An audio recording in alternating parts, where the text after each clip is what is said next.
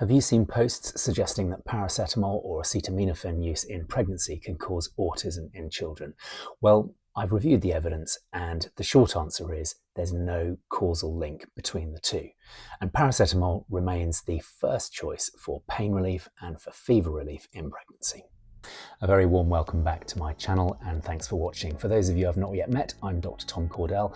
I've been a doctor for over 20 years and it's my mission to bring you the information that you need to live the longest, healthiest, happiest life possible and to bust all those myths you see about health on social media and on the internet.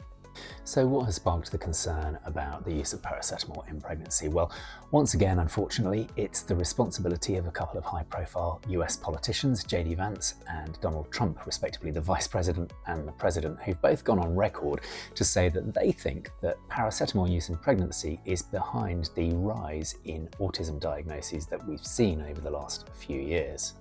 Unfortunately, whilst I try and keep out of politics on this channel, these guys have got form and have said some pretty ludicrous things about health topics in the past, and this is no different. So let me talk you through what we know.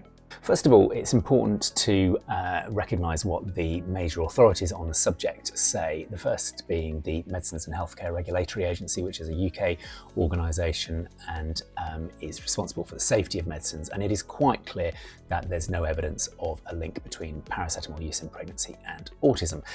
The other organisation which has made statements on the subject is the American College of Obstetricians and Gynecologists, who again say that there's no problem using paracetamol in pregnancy as long as you take it how it should be in an appropriate dose at the appropriate time. But I know that you don't necessarily like to take everything that these so-called experts say at face value and really want to know what the evidence is yourself so that you can make an informed decision. So I've had a little look at where the concerns arose.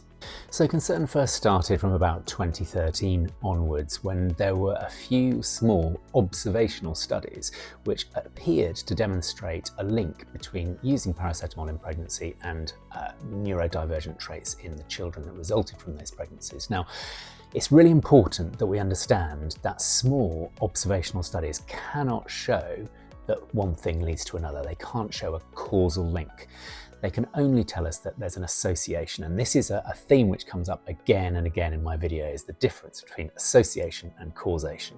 So association is when you can see that one thing tends to happen at the same time as another. So in the case of these small studies, they showed that in women who use paracetamol in pregnancy, there tended to be a greater likelihood that they would have children with neurodivergent traits. But the thing is that doesn't mean that the paracetamol use in pregnancy caused those traits.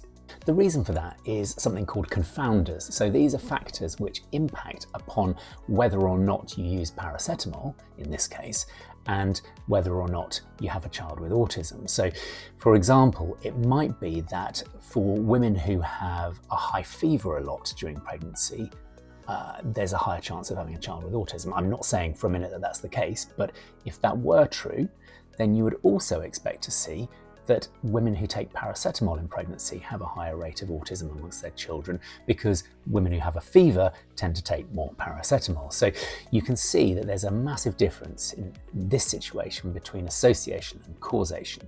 And in particular, there's a factor which hasn't been corrected for when making the observation about the association. So what do you need to demonstrate more convincingly that there is a causal link between one thing and another, in this case, paracetamol use and autism? Well, you need a big study looking at lots and lots of people, because we all know that a bigger study has much greater power. And secondly, you need to correct for any potential confounders. Now, the way that this has been done in a really big study in Sweden, looking at nearly 2.5 million children, was that they looked at siblings. So they corrected for the results using each child's siblings. So that meant that they could tell what things were due to environment and genetics and what things were independent. And what this study conclusively showed is that there is no link between paracetamol or acetaminophen use in pregnancy and autism in children. So what should you do? Well, my recommendation would be if you've got pain or fever in pregnancy, then paracetamol is the first choice for managing those two conditions. Make sure that you use the minimum effective dose, that you don't exceed the recommended dose, and that you follow all the directions on the patient information leaflet that you'll find in the packet. But please, please don't worry that you're going to cause any harm to your unborn child. It's more important that you're comfortable and feel well during pregnancy so that you can be rested, happy and healthy and grow a fantastic new baby. Thanks for watching. If you found it useful, then please don't hesitate to recommend me to your friends and family, and do drop me a comment and let me know what you thought of this video. See you soon.